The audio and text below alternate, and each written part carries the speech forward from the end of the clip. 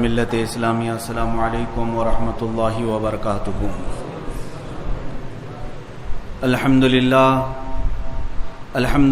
الحنان المنان الذي خلق الانسان وعلمه البيان، والصلاة والسلام على رسوله سيد الانس والجان وعلى آله واصحابه ذوي الخير والاحسان، اما بعد فاعوذ بالله من الشيطان الرجيم، بسم الله الرحمن الرحيم۔ لقد جاءكم رسول من انفسكم عزيز عليه ما عنتم حريص عليكم بالمؤمنين رؤوف رحيم۔ صدق الله مولانا العظيم وبلغنا رسوله النبي الأمين المتين المختار الكريم، ونحن على ذلك من الشاهدين والشاكرين والحمد لله رب العالمين۔ بارگاہ رسالت معاف صلی اللہ تعالی علیہ وسلم میں درود پاک کا ہدیہ پیش کریں۔ اللهم صل على سيدنا ومولانا محمد معدن الجود والكرم وآله واصحابه الكرام وابنه الكريم وبارك وسلم صلاة دائمة سرمدا ابدا۔ عزیزان گرام وقار، ہماری آج کی یہ محفل پاک تحفظ ناموس رسالت علی صاحبہ الصلاۃ والسلام کے سلسلے میں منعقد ہے۔ ایک بات یاد رکھیں، نبی کونین صلی اللہ تعالی علیہ وسلم کی ذات ستودہ والا صفات ہمارے لیے جو معنی رکھتی ہے وہ ہماری روح اور جان سے بڑھ کر کے ہے۔ ہو نہ یہ پھول تو بلبل کا ترنم بھی نہ ہو، چمن دہر میں کلیوں کا تبسم بھی نہ ہو نہ یہ ساقی تو میں بھی نہ ہو، خم بھی نہ ہو، بزم توحید دنیا میں نہ ہو تو تم بھی نہ ہو، خیمہ افلاک کا استادہ اسی نام سے ہے، نبض ہستی تپش آمادہ اسی نام سے ہے۔ وہ جو نہ تھے تو کچھ نہ تھا، وہ جو نہ ہو تو کچھ نہ ہو، جان ہے وہ جہان کی، جان ہے تو جہان ہے۔ اگر رسول پاک صلی اللہ تعالی علیہ وسلم کی ذات کے متعلق ہلکی سی بھی بات کسی نے کی تو یوں سمجھ لیں کہ پورے جہان کا نظام درہم برہم ہونے والا ہے۔ اس لیے کہ ہم اپنے آقا صلی اللہ تعالی علیہ وسلم کی ذات پاک کو پوری کائنات کے لیے جان کا اور روح کا معنی لیتے ہیں۔ اسی لیے اعلیٰ حضرت امام اہل سنت فاضل بریلوی رضی اللہ تعالیٰ عنہ نے بارگاہ رسالت معاف صلی اللہ تعالی علیہ وسلم کی تشریح یوں فرمائی، اللہ کی سرتا بقدم شان ہے یہ، انسان نہیں انسان وہ انسان ہے یہ۔ قرآن تو ایمان بتاتا ہے انہیں، اور ایمان یہ کہتا ہے میری جان ہے یہ۔ رسول پاک صلی اللہ تعالی علیہ وسلم کی ذات پاک ہم سب کے ایمان کی جان ہے اور قرآن کی بھی جان ہے۔ اگر حضور پاک صلی اللہ تعالی علیہ وسلم کی ذات کو ہٹا دیا گیا تو نہ اسلام ہے، نہ قرآن ہے، نہ رمضان ہے، نہ کوئی دنیا میں مسلمان نام کی کوئی چیز رہ جائے گی۔ اس لیے کہ میرے عزیزو، اقبال نے یوں کہا، تشریحاً میں عرض کرتا ہوں، بڑے بڑے فقہا محدثین سب کا مذہب یہی ہے جو اقبال کی زبان سے یوں نکلا، بمصطفیٰ برساں خیش کے دی ہما اوست، اگر بہو نہ رسیدی تمام بولہبیس۔ اپنے آپ کو نبی کونین کی ذات تک پہنچا دے، اسی کا نام دین ہے۔ حضور صلی اللہ تعالی علیہ وسلم کو سمجھ لینا یہی دین ہے۔ اور اگر تم حضور صلی اللہ تعالی علیہ وسلم کے قدموں تک نہیں پہنچ سکے تو زندگی تمہاری ابو لہب کی طرح ہے، ابو لہبی ہے۔ بہرحال میرے عزیزو، مسلمانوں کو یہ سمجھانے کی ضرورت نہیں کہ عشق رسول کیا ہے، محبت مصطفیٰ کیا ہے۔ عزیزو، ہم پیدا ہوئے تھے تو ہمارے کانوں میں ہی اشہد ان محمد رسول اللہ کا، ہم اذان سنتے ہوئے دنیا میں آئے ہیں، بلکہ ہم اپنی زندگی کی شروعات نام مصطفیٰ سے کرتے ہیں۔ ہمارے عقیقے بھی سنت مصطفیٰ کے مطابق ہوئے، ہماری زندگیوں کی شروعات بھی مصطفیٰ کے طریقوں پر ہوئی ہے۔ مسلمان کے لیے جزو لا ینفک ہے، رسول کی ذات کہیں سے بھی ہم ہٹا نہیں سکتے، نہ اذانوں سے ہٹا سکتے ہیں، نہ نمازوں سے ہٹا سکتے ہیں، نہ مسجد کے محراب و ممبر سے ہٹا سکتے ہیں، کہیں سے بھی نہیں۔ اسلام حضور پاک صلی اللہ تعالی علیہ وسلم کی پوری ذات کا نام ہے۔ اسی لیے قرآن نے کہا، تحقیق کہ تمہارے پاس وہ رسول آیا جس کو تمہارا تکلیف میں پڑھنا گوارا نہیں ہوتا۔ اب آؤ میرے عزیزو، آج کے دن کا جو مجھے میسج دینا ہے وہ یہ ہے، اللہ تو قرآن میں یوں فرما رہا ہے، تمہارا تکلیف میں پڑھنا رسول کو گوارا نہیں ہوتا۔ رسول تمہاری تکلیف کو دیکھ نہیں پاتے، وہ برداشت نہیں کر پاتے۔ بارہا رب ذوالجلال کی بارگاہ میں رب حبلی امتی کہتے رہے، اپنی عبادتوں میں، راتوں کیا وقت، اپنے تنہائیوں میں، معراج کے سفر میں، قبر اطہر میں اس گنہگار امت کو یاد کرتے رہے۔ قرآن نے سچ کہا کہ رسول کو تمہارا تکلیف میں پڑنا گوارا نہیں، اسی لیے اعلیٰ حضرت نے یوں عرض کیا تھا، جو نہ بھولا ہم غریبوں کو رضا، جو نہ بھولا ہم غریبوں کو رضا، یاد اس کی اپنی عادت کیجئے۔ جس دن امت کی یاد آئی، میرے آقا صلی اللہ تعالی علیہ وسلم نے رونا شروع کیا۔ اعلیٰ حضرت فرماتے ہیں، اللہ کیا جہنم اب بھی نہ سرد ہوگا، رو رو کے مصطفیٰ نے دریا بہا دیے ہیں۔ میرے آقا صلی اللہ تعالی علیہ وسلم کس غم میں روتے تھے؟ ان کے لیے رونا کس بارے میں تھا؟ صرف اور صرف یہی کہ یوں عرض کرتے تھے، رب اغفر لامتی فانہم لا یعلمون، اے اللہ میری امت کو معاف کر دے، اس لیے کہ وہ پہچانتی نہیں ہے، وہ جانتی نہیں ہے۔ اے میرے عزیز مسلمانوں، کیا آج رسول پاک صلی اللہ تعالی علیہ وسلم سے محبت رکھنے والی یہ قوم حضور کی ذات پر کیچڑ اچھالے جائیں، حضور کو سب و شتم کیا جائے، غلیظ گالیاں بکی جائیں، اور تمہیں دیکھ کر کے کان پر جوں تک نہ رینگتی ہو؟ کیا یہ محبت کا صلہ ہے میرے آقا صلی اللہ علیہ وسلم کے لیے؟ کیا حضور پاک صلی اللہ تعالی علیہ وسلم نے جو تم سے محبت کیا، اس محبت کا صلہ آج ہم اس طرح سے دیں گے؟ قسم رب ذوالجلال کی، پوری زندگی بھر اگر ہم سجدے میں گزار لیں تو میرے آقا کے آنکھوں کے قطرے، ایک آنسو کے قطرے کا بھی بدلہ ہم نہیں دے سکتے۔ پوری امت میرے آقا صلی اللہ تعالی علیہ وسلم کے درد امت میں روئے ہوئے آنسو کے قطرے کا بھی حساب نہیں دے سکتی۔ لیکن آج افسوس اس بات کا ہے، 25 کروڑ تعداد جہاں مسلمانوں کی ہے، اس ملک میں میرے آقا صلی اللہ تعالی علیہ وسلم کو روز نشانہ بنایا جا رہا ہے، ذات رسول کو کوسا جا رہا ہے، میرے آقا پر بھدے الزامات لگائے جا رہے ہیں۔ یہ سلسلہ آپ سے نہیں ہے، مسلسل پچھلے 10 سالوں سے ہم دیکھ رہے ہیں، روز بروز کسی نہ کسی کو کھڑا کیا جاتا ہے۔ جانتے ہوئے مسلمانوں یہ کیوں کر رہے ہیں؟ ان کو کیا رسول پاک صلی اللہ علیہ وسلم سے لینا دینا ہے؟ حضور اکرم صلی اللہ تعالی علیہ وسلم کی ذات کو کیوں یہ ٹارگٹ کرتے ہیں؟ یہ جانتے ہیں، یہ چاہیں تو آج کمزور مسلمانوں کو مار سکتے ہیں، یہ چاہتے ہیں، یہ چاہ لیں تو تھوڑے سے مسلمانوں کو یہ پیس دیں، لیکن میرے عزیزوں، یہ پورے دنیا بھر کے مسلمانوں کے مارنے سے زیادہ سمجھتے ہیں کہ ان کے رسول کو گالی دے تو یہ جیتے جی مرتے رہیں۔ یہ ہمیں بار بار موت کی طرف لے جانا چاہتے ہیں۔ یہ جو ہمیں آزمایا جا رہا ہے، یا آج ہمارا ٹیمپریچر بھی ناپا جا رہا ہے کہ اب تک ان کے اندر کتنا ایمان کا بخار موجود ہے۔ اور اس سے قبل مہینہ نہیں گزرا ہوگا، ملعون وسیم رضوی نے قرآن پاک پر حملہ کیا، قرآن کو دہشت گردی کی کتاب کہا، آتنکواد سے بھری ہوئی کتاب کہا۔ اس کتاب کو پڑھنے والا قتل و غارت کرتا ہے، لوٹ مار کرتا ہے۔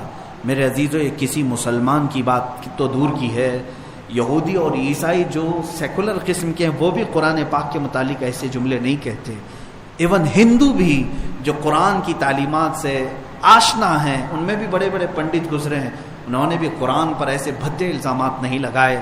لیکن افسوس یہ ہے کہ ایک مسلمان جو ان کفار و مشرکین کی غلاظت کھا کر کے پلا ہوا، وہ قرآن پر حملے کرتے ہوئے سپریم کورٹ تک پہنچ گیا۔ اور میں یہ پوچھنا چاہتا ہوں کہ مسلمانوں، اب ہمارا لائحہ عمل کیا ہے؟ آپ کیا کرنے جا رہے ہیں؟ کیا آپ سڑکوں پر نکل کر کے احتجاج کریں گے؟ یہی کافی ہے؟ کیا آج آپ واٹس ایپ ادھر سے ادھر شیئر کر لیں گے، اسٹیٹس پہ اس کو گالیاں دے دیں گے؟ یہی کافی ہے؟ اے مسلمانوں، آج تمہارے لیے بدر، احد، خندق پڑھنے کی ضرورت ہے۔ اگر صرف سڑک پر نکل کر کے احتجاج کرنے سے جواب مل جاتا تو میرے آقا صلی اللہ تعالی علیہ وسلم 313 نہتے صحابہ کو لے کر مدینے سے بدر تک نہیں آتے۔ آج ہمیں میدان میں اترنے کی ضرورت ہے، عمل کے میدان میں۔ اے مسلمانوں، اپنے آپ کو تیار کرو۔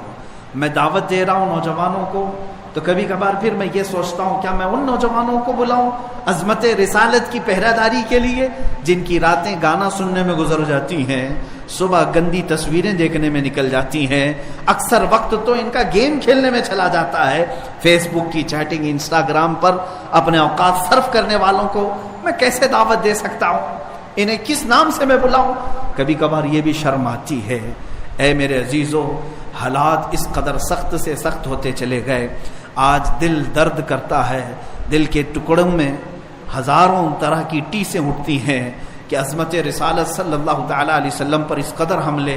اللہ کی پناہ، ابھی ہندوستان کے ڈاسنا کے ایک مندر کے مہنت پجاری پنڈت نے جو میرے آقا صلی اللہ تعالیٰ علیہ وسلم کی شان میں بکنا شروع کیا، وہ ایک وقت کی بات نہیں، ڈیلی وہ ایک ویڈیو اپلوڈ کرتا ہے، روزانہ حضور کی شان میں گالیاں دیتا ہے اور اپلوڈ کرتا ہے۔ پورے ہندوستان بھر سے لوگ غم و غصے کا اظہار تو کر رہے ہوں گے، لیکن حکومت وقت نے ایسے کتوں کو پال رکھا ہے تاکہ مسلمانوں کا خون کھولاتے رہیں، انہیں پکاتے رہیں، انہیں ایگریسو کرتے رہیں اور ان کو مارتے رہیں حضور کے نام پر۔ میرے عزیزو، ان حکومتوں کے آنے سے بہت پہلے ہی علماء نے چیخ چیخ کر کے تمہیں کہا تھا کہ اب تمہارے حساب کتاب کا وقت آ چکا ہے، حساب کتاب کا وقت آ چکا ہے۔ جانتے ہیں، میں نے ایک آپ سے اس سے قبل بھی واقعہ عرض کیا تھا، بغداد میں تتاریوں نے حملہ کر کے پورے بغداد کو ہلاک کر دیا تھا۔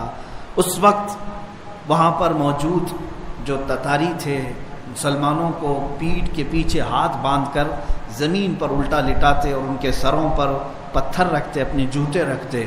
اتنے قتل کیے تھے انہوں نے کہ مسلمانوں کی کھوپڑیوں سے، سروں سے مینار تعمیر کیا۔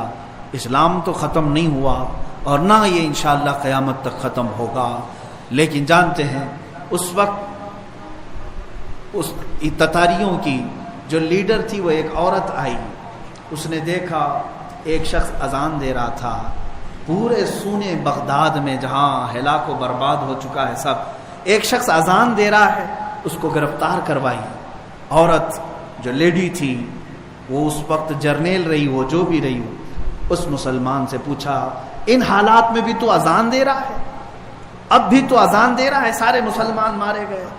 تو اس نے کہا جب تک روح باقی رہے گی میں اذان دیتا رہوں گا، میں پکارتا رہوں گا۔ اذان یہ جگانے کے لیے ہے، بیدار کرنے کے لیے ہے، جب تک میری زبان کھلے گی میں اذان دیتا رہوں گا۔ اس نے قریب کیا اور اس مسلمان شخص سے بات چیت شروع کی، کہا اچھا تمہارا یقین ہے اللہ کی ذات پر؟ اے مسلمانوں غور سے سنو اس بات، تمہارا یقین ہے اتنے لوگوں کے مر جانے کے بعد بھی؟ اس نے کہا اب یقین میرا اور بلند ہوا، اللہ رب العزت ہے اور وہ میرا حقیقی خالق و مالک ہے اور میں اسی کی عبادت کرنے والا ہوں۔ جانتے ہیں اس خاتون نے ایک کہکہا مار کے پوچھا اگر تمہارا اللہ ہے تو پھر کہاں چلا گیا؟ یہ بغداد کی اتنی ساری لاشیں انہی لوگوں کی تو ہیں جو اللہ اللہ کرتے تھے۔ دریائے دجلہ کا پانی لال ہو چکا ہے خون سے، اب بھی تو کہتا ہے کہ اللہ ہے؟ اس نے ایک مثال دی اور اس عورت نے کہا پھر تمہارے ساتھ مدد کیوں نہیں؟ ہم کیوں اب تمہارے اوپر غالب آ گئے؟ ہماری حکومت بغداد میں آ چکی، ہمارے مذہب میں آ جاؤ، ہمارے پیروکار ہو جاؤ۔ تو اس مسلمان شخص نے ایک بہت بہتر جواب دیا، اس نے کہا تم نے دیکھا ہوگا کہ بکریوں کے ریوڑ جب جاتے رہتے ہیں تو بکریاں پالنے والا ایک کتا بھی پالتا ہے، دیکھا ہوگا، اور بکریاں جب چلتی جاتی ہیں ریوڑ میں، ایک آدھ بکری اگر راستہ چھوڑ کر ادھر ادھر جائے تو کتا بھونکتے بھونکتے اسے ریوڑ میں لاتا ہے۔ کتا ٹرینڈ ہوتا ہے، مالک کی بکریوں کی حفاظت کرتا ہے، اگر ایک آدھ بکری بھی ادھر ادھر چلی گئی تو کتا اسے بھونکتے بھونکتے واپس اس ریوڑ میں جمع کر دیتا ہے۔ اس مسلمان نے یہی کہا جب مسلمان صراط مستقیم سے ہٹتے ہیں تو اللہ تم جیسے کتے ہمارے اوپر نافذ کرتا ہے، تمہارے جیسے کتوں کو مسلط کرتا ہے کہ تم چیختے ہو، پھاڑتے ہو، مارتے ہو تاکہ مسلمان سیدھے راستے پر آ جائیں۔ اے میرے عزیزو، آج جن کتوں کو ہمارے اوپر مسلط کیا گیا ہے تمہیں صراط مستقیم پر لانے کے لیے کہ تم باز آ جاؤ۔ آج ایک چھوٹا سا تجزیہ بھی اگر میں تمہارے سامنے پیش کروں، حیرت ہوتی ہے کیا جینے کے یہ انداز ہیں مسلمانوں کے، جس کو اقبال نے بہت پہلے کہا تھا کہ تہذیب میں ہو نصارہ تو تمدن میں یہود، تمدن میں ہنوت، یہ وہ مسلمان ہیں جنہیں دیکھ کے شرمائے یہود۔ تمہارے طور طریقے نصارہ کے، یہود کے اور ہنود کے، انہی کاموں میں تمہاری صبح و شام گزر رہی ہے۔ تم نے اسلام کو اپنے گھروں میں اجنبی کر رکھا، تم نے اپنے چہروں سے سنتیں ہٹا دی، تم نے اپنے لباس ختم کر دیے۔ حد تو یہ ہے کہ پولیس اسٹیشن میں جائیں، ڈپارٹمنٹ میں جائیں، سب سے زیادہ وہاں پر مسلمان مجرمین پکڑ کر کے لائے جاتے ہیں۔ جیلوں میں مسلمان ہیں، کورٹ میں مسلمان ہیں، نشے کے کاروبار میں مسلمان ہیں۔ کیا یہ جینے کے انداز ہیں تمہارے؟ میں آج کے ان مسلمانوں کو ضرور کہنا چاہوں گا کہ تم پاکیزگی کے لیے آئے تھے، طہارت کے لیے آئے تھے، تمہارے ہاں تو استنجا کے طریقے تک بتا دیے میرے مصطفیٰ کریم صلی اللہ علیہ وسلم نے، لیکن اس قوم کی حالت آج یہ ہے کہ ان کے محلے سب سے زیادہ غلاظت، ان کے محلوں میں بے حیائی زیادہ۔ جب تم اسلام کی بنیادوں کو چھوڑ کر کے دوسری جگہ عزت پانے کی کوشش کرو گے تو پھر تمہارے ساتھ یہی ہوگا۔ اے مسلمانوں، بار بار جو تمہاری جانوں کو جلایا جا رہا ہے اس کی وجہ یہ ہے کہ تم اپنے اعمال کو بدلو، تم اپنے اخلاق کو بدلو۔ تم کس منہ سے میرے آقا کے نام کی بات کرتے ہو، حضور پاک صلی اللہ تعالی علیہ وسلم کی محبت کے نعرے لگاتے ہو؟ کبھی اپنے اعمال سے پوچھا، کبھی اپنے گھروں سے پوچھا؟ صحابی آئے، حضور سے پوچھا گھر میں بیٹا ہوا کیا نام رکھوں؟ میرے آقا نے فرمایا محمد رکھو۔ 1.5 سال 2 سال کے بعد آئے، کہا حضور دوسرا بیٹا ہوا ہے کیا نام رکھوں؟ کہا محمد رکھو۔ پھر 2 سال کے بعد آئے، کہا تیسرا بیٹا ہوا ہے نام کیا رکھوں؟ میرے آقا نے فرمایا محمد۔ انہوں نے کہا یا رسول اللہ پہلے بھی محمد ہے، دوسرے بھی ہے، پھر تیسرا بھی رکھوں؟ میرے آقا نے فرمایا کیا تجھے فرق پڑتا ہے تیرے ایک گھر میں 3 محمد ہوں؟ اللہ کے نبی صلی اللہ تعالی علیہ وسلم کے وہ صحابہ اپنی نسبتیں میرے آقا سے جوڑنے پر فخر کرتے تھے۔ عمر ابن خطاب رضی اللہ تعالیٰ عنہ یوں فرماتے ہیں کہ ہم تو ایک ذلیل قوم میں سے تھے، رسول پاک کے قدموں کی برکت ہے کہ انہوں نے ہمیں عزت عطا فرمائی۔ جب تک بکے نہ تھے تو کوئی پوچھتا نہ تھا، یا رسول اللہ تم نے خرید کر ہمیں انمول کر دیا۔ آج تمہاری جو عزتیں ہیں وہ صرف نام رسول کی وجہ سے ہے۔ آپ روئے ماں زنام مصطفیٰ ہر چے دری دنیا باد مصطفیٰ، اس دنیا میں جو کچھ بھی ہمارے لیے مسلمانوں کے لیے وہ نبی کونین صلی اللہ تعالی علیہ وسلم کی عزت کے بات ہے۔ آپ کیا سمجھتے ہیں بدر کیوں ہوئی، احد کیوں ہوئی، خندق کیوں ہوئی، حنین، تبوک، یہ کیوں ہوئی جنگیں؟ اس لیے کہ عظمت رسالت پر جب جب کسی نے انگلی اٹھائی صحابہ بے قرار ہوئے اور اپنے شہروں سے باہر نکل آئے، اور پھر دنیا کو یہ سبق سکھایا۔ سلطان عبدالحمید ثانی اللہ ان کی قبر پر ہزاروں رحمتیں نازل فرمائے، ترکی کے وہ عظیم خلیفہ اسلام تھے۔ فرانس نے ایک بار گستاخی کی تھی تو انہوں نے برجستہ یوں کہا تھا کہ فوراً اپنی وہ فلم جو ریلیز کرنے والے ہو رسول پاک صلی اللہ تعالی علیہ وسلم کے نام سے یا کارٹون بنانے کے پلان ہوں، فوراً ترک کرو ورنہ ساری دنیا میں تمہارے سر پر لا کر پھوڑ دوں گا۔ صرف اتنا ایک خلیفہ اسلام کا کہنا تھا کہ فرانس اپنے قدم پیچھے لے لیا، آج سے 100 سال پہلے کی۔ آج دنیا بھر میں 57 اسلامی ممالک کا کوئی بادشاہ میرے نبی کے نام پر بات کرنے کو تک تیار نہیں۔ حضور اکرم صلی اللہ تعالی علیہ وسلم کی عظمت پر اس قدر غلیظ حملے ہو رہے ہیں لیکن کوئی بولنے کو تک تیار نہیں۔ کہاں ہے سعودی، کہاں ہے امارات، کہاں ہے کویت، کہاں ہے بحرین، کہاں ہے عراق و شام و یمن؟ سب ختم۔ یہ آپسی رسہ کشی میں مبتلا ہیں، وہ ایک دوسرے کے سر مارنے میں مصروف ہے۔ اے مسلمانوں، اقبال نے بہت پہلے ہی یہ کہا تھا، ان سے پھرے جہاں پھرا پھر آئی کمی وقار، ان کے جو ہم غلام تھے خلق کے پیشوا رہے۔ ایک نقطہ اتحاد تھا ہمارے پاس، وہ نام رسول، میرے آقا صلی اللہ تعالی علیہ وسلم کا نام پاک پورے لوگوں کو ہمیں جوڑ رکھتا تھا۔ مدینے میں حبشہ سے کوئی آیا ہے، روم سے کوئی آیا ہے، فارس سے کوئی آیا ہے، لیکن جب وہ سارے لوگ الگ الگ ملکوں سے الگ الگ نسلوں سے آتے، مدینے میں میرے آقا کے نام پر سب سگے بھائیوں کی طرح جڑ جاتے تھے۔ آج یہ اختلافات، یہ انتشارات جنہوں نے ہمیں توڑ رکھا ہے، جس کی وجہ سے کچھ مٹھی بھر شدت پسند آتنکواد پنڈت جنہوں نے میرے نبی کونین صلی اللہ تعالی علیہ وسلم کی شان میں ہرزہ سرائی شروع کی ہے۔ آج میں برجستہ یہ کہتا ہوں، علل اعلان کہتا ہوں، ہندوستان میں سب سے بڑا کوئی آتنکواد ہے تو وہ نرسنگھارم سوامی ہے، جو میرے آقا صلی اللہ تعالی علیہ وسلم کی عزت پر حملے کر رہا ہے۔ بارہا اسے مطالبہ کیا گیا ان تمام باتوں کو ختم کرنے کا۔ اب میں بہت احتجاجات کی بات نہیں کروں گا، ایک میری بات سن لے۔ میں آج بڑے جذبات کے ساتھ اگرچہ ہوں، بولنے کی اب ہمارے پاس بھی طاقت نہیں رہ گئی، اس لیے کہ ہم بھی مجرم ہیں۔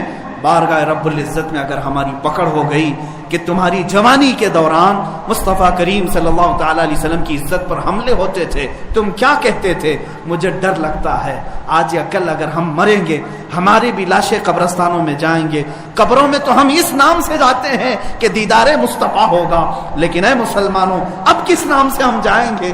رسول پاک صلی اللہ تعالی علیہ وسلم قبر میں تشریف لائے اور پھر اگر ہمیں دیکھ کر کے یہ فرمائیں تو ہی وہ ہے جو میرے نام کی گندی گالیاں سن کر کے ابھی قبر میں لیٹا ہے، ہمارے پاس کوئی جواب نہیں رہے گا۔ حضور پاک صلی اللہ تعالی علیہ وسلم کی عظمت پر رکھی حملے جانتے ہیں، جس سوامی نے، جس پنڈت نے، جس مہنت نے حضور پاک کے لیے شبد استعمال کیے، وہ میں اس کا نام بھی اس مقدس مسجد میں لینا نہیں چاہتا، لیکن میں کھل کر کے رد کرنا چاہتا ہوں، حکومت وقت سے کہتا ہوں ایسے کتوں کے گلوں میں اپنے پٹے باندھ لو۔ اور سنو، یہ کہتا ہے وہ پنڈت کہ میں بلیدان دینا چاہتا ہوں اور مجھے کوئی مسلمان آ کے مار دے، قتل کر دے، تاکہ ہندو سب سمجھ جائیں کہ مسلمان ہتھیارے ہوتے ہیں۔ سن وہ خبیث مردود، تیرے خون کی ہمارے نزدیک کوئی قدر و قیمت نہیں ہے۔ جو لوگ یہ کہتے ہوں گے کہ اس کے سر کی اتنی قیمت، اتنی قیمت، میں کہتا ہوں 5 پیسے کی بھی قیمت نہیں۔ اس سے بڑے نمرودوں کو اللہ نے مچھر سے ہلاک کیا ہے۔ دیکھنا تم جن کیڑوں کے ذریعے سے مرو گے وہ پوری دنیا کے لیے عبرت کا نشان بنو گے۔ میں یہاں پر اپنے نوجوانوں سے نہیں کہہ رہا ہوں، اس غلیظ خون کو اللہ ہی کافی ہے، اس غلیظ خون کے لیے، انتقام کے لیے اللہ کافی ہے۔ اور یہ کہتا ہے بلیدان کی بات، تمہاری ماؤں نے اتنا جگر تمہارے اندر دیا ہی نہیں کہ تم مرنے کے لیے تیار ہو۔ بلاؤ اپنی قوم کو اور پھر ہم بتاتے ہیں عظمت رسالت پر کون قربانی دیتا ہے۔ میدان میں آنے کے بعد پتہ چلے گا، اگر کوئی اپنی گردن کٹا سکتا ہے تو صرف نام مصطفیٰ پر کٹایا جا سکتا ہے۔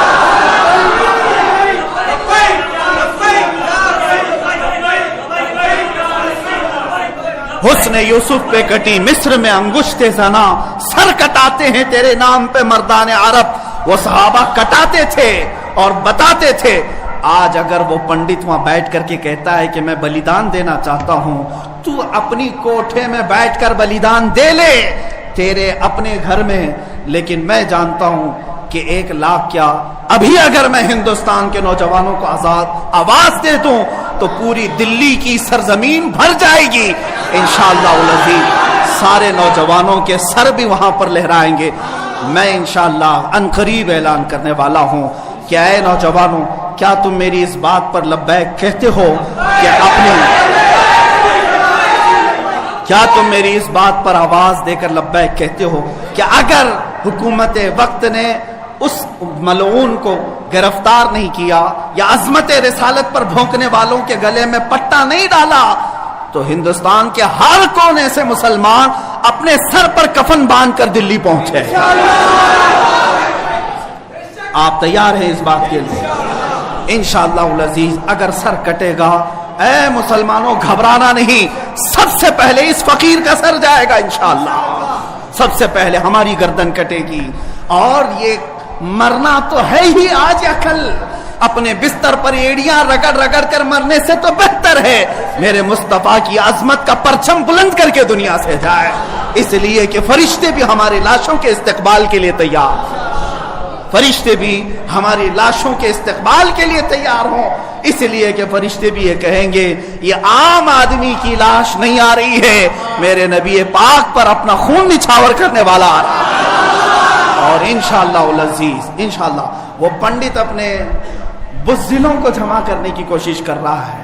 اور ابھی میں نے دیکھا ایک ویڈیو نشر کر کے وہ کہتا ہے ہندو بھائیوں سے میں کہتا ہوں کہ تم اپنی قربانی کے لیے تیار ہو جاؤ، کیوں زہر پھیلا رہے ہو، کیوں زہر پھیلا رہے ہو ہندوستان میں؟ ہم نے کبھی لڑنے کا یا جہاد کا اعلان نہیں کیا، اب تک ہمارے کسی عالم نے اعلان نہیں کیا۔ امن کے ساتھ رہنے کی تلقین اسلام نے بھی دی ہے، حضور نے خود فرمایا ہے جنگ کی تمنا مت کرو، جنگ کی. لا تتمنوا لقاء عدوکم، میرے آقا فرماتے ہیں دشمنوں سے مٹ بھیڑ کرنے کا، جنگ کرنے کا ارادہ مت کرنا، تمنا مت کرنا. ہاں اگر ان کی طرف سے آ جائے تو پھر قدم بھی پیچھے مت لینا، پھر قدم پیچھے نہیں لینا. اس وقت پھر تم سمجھ لینا تمہارے ساتھ کون ہوگا. پرائم منسٹر آئے گا، ہوم منسٹر آئے گا، سی ایم آئے گا، یہ سب اسی کوٹھے کے لوگ ہیں. اے مسلمانوں فخر کے ساتھ آنا، تمہارے ساتھ کوئی اہل سیاست نہیں آئے گا. تمہارے پیٹھ پیچھے رسول اللہ کی ذات ہوگی اور تمہارے سر پر اللہ رب العزت کی عنایت ہوگی. اللہ اور اس کے رسول کے بھروسے پر ہم جائیں گے انشاءاللہ. اور یاد رکھنا یہ صرف جذبات کی باتیں نہیں، جوش کی باتیں نہیں. میں اپنا ایک پیغام ریکارڈ کرنا چاہتا ہوں. اگر اس ملعون اور اس خبیث نمرود کی اولاد تک میری یہ بات پہنچ سکتی ہے تو پہنچا دی جائے. تم نے بہت بھونک لیا اپنی مندر میں بیٹھ کر کے، تم پریس کلب آف انڈیا میں بیٹھ کر کے بہت بھونک لیے. کتے آپس میں اپنی گلی میں بہت بھونکتے ہیں. میرے اس میسج کو اس ملعون تک پہنچا دیں. اگر ذرا برابر بھی دم خم ہے تمہارے اندر، تمہاری ماں نے اگر دودھ پلایا ہے تم کو، تو اب میں مناظرے کا چیلنج نہیں دے رہا ہوں، ڈیبیٹ بھی نہیں کروں گا، بات چیت بھی نہیں کروں گا. آؤ میں اعلان کرتا ہوں 8 دن کے اندر تم دلی پہنچو، کسی میدان میں پہنچو، اپنی ساری مقدس کتابیں لے کر کے آؤ. انشاءاللہ العزیز یہ فقیر قرآن پاک لے کر حاضر ہوگا. ہم آئیں گے، تم اپنے سارے گرو گھنٹالوں کو لے کر جمع ہو جاؤ. میں مناظرے کا چیلنج نہیں دے رہا ہوں، توجہ چاہتا ہوں. میں ڈیبیٹ کرنے کی بات ہی نہیں کر رہا ہوں. یہ نیوز اینکر جتنے دجالی میڈیا وہ بھی سن لیں، اپنے ڈیسک پر بیٹھ کر کے ٹٹو لوگوں کو لڑاتے رہتے ہیں وہ بھی سن لیں. قرآن، اسلام، رسول کی ذات پر حملے کرانے کے لیے زرخرید لوگوں کو بٹھاتے ہیں، وہ بھی سارے نیوز اینکر، یہ پنڈت سب جمع ہو جائے میدان میں. یہ فقیر قادری حاضر ہوگا. ایک بڑی آگ جلائی جائے، آگ لگائی جائے. میں اس سے کہتا ہوں میں بھی آگ میں داخل ہوں گا، تو بھی آگ میں داخل ہو جا. جو سلامت رہے گا اس کا دین حق پہچانا جائے گا.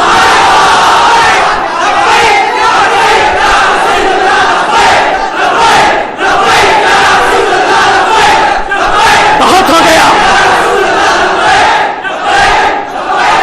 ہے مسلمانوں، بہت ہو گیا احتجاج، بہت ہو گئے پروٹیسٹ، بہت ہو گئے ان سے مطالبے کرنا کہ اس کو گرفتار کرو، اس کا سر چاہیے. آؤ آج آر پار کی بات کر لیتے ہیں. زمانہ گزر گیا، 800 سال ہو گئے.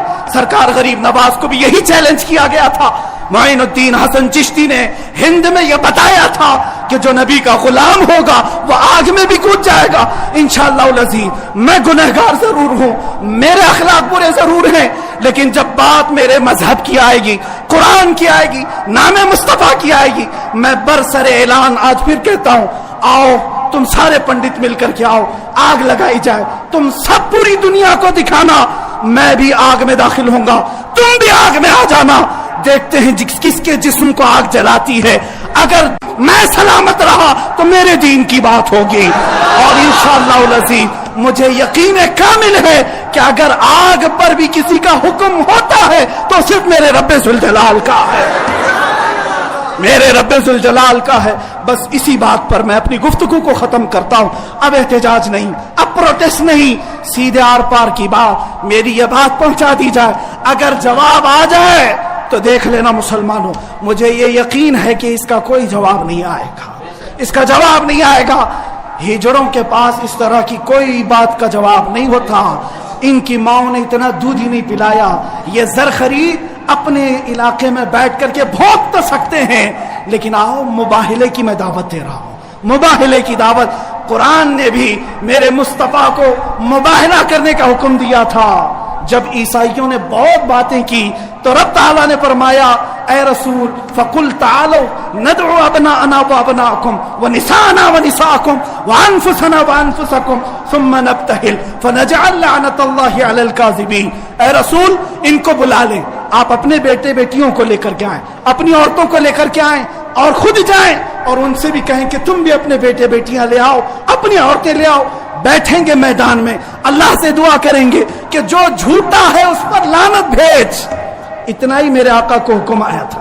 حضور گئے نجران کے عیسائیوں کے پاس، چلو بلاؤ, مباہلہ کرتے ہیں. ایک مناظرہ ہوتا ہے جو ڈیبیٹ کیا جاتا ہے, مباہلے میں ڈیبیٹ نہیں, سیدھے میدان میں, عمل کے میدان میں بات نہیں کی جاتی. حضور آئے کس کو لے کر؟